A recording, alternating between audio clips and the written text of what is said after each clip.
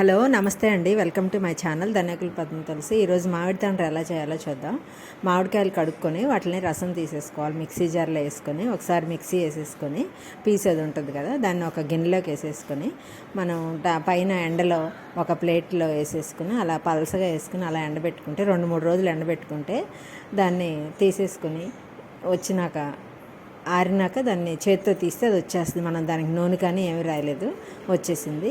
అలాగే దీంట్లో పంచదార కూడా వేయలేదన్నమాట.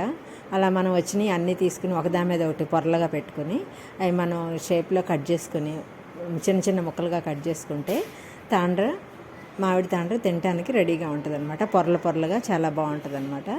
అవి మనం ఎప్పుడు కావాలంటే అప్పుడు సంవత్సరం అంతా నిల్వ ఉంటుంది. ఇది మనం బయట ఫ్రిడ్జ్లో కూడా పెట్టక్కర్లేదు, బయటే పెట్టుకోవచ్చు.